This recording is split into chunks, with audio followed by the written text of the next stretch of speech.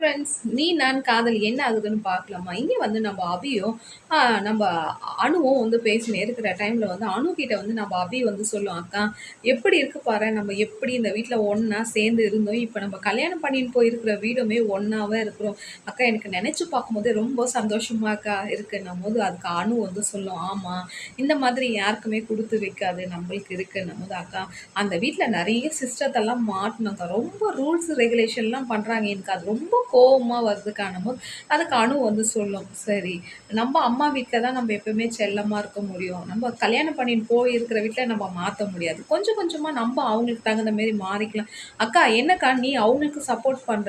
அதுவும் அந்த ஆகாஷோட அம்மா வந்து அப்படியே ஒரு ஸ்ட்ரிக்ட் லேடியா இருக்கு பாரு. எனக்கு கோவமா வருதுக்கான்னும்போது, அதுக்கு அனு வந்து அழகா வந்து அந்த வீட்டுக்கு அந்த பெரிய மருமகன்ற வந்து அழகா காமிக்கிறாங்கங்க.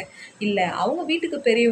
அவங்க அப்படிதான் சொல்லுவாங்க. அதுக்கு நம்ம கூட கூட பேசலாம் கூட. "அக்கா நீ வேணா எப்படியா நடந்துக்கோ. நான்லாம் என்னாலலாம் அப்படியெல்லாம் இருக்க முடியாதுக்கான்னு" வந்து நம்ம அபிக்கின்ற அந்த ரவுடி பேபின்ற ஒரு பாணிய வந்து அழகா காமிக்குதுங்க. உங்களுக்கு நீ நான் காதல் பிடிச்சிருந்தா லைக் பண்ணுங்க, கமெண்ட் பண்ணுங்க ஃப்ரெண்ட்ஸ்.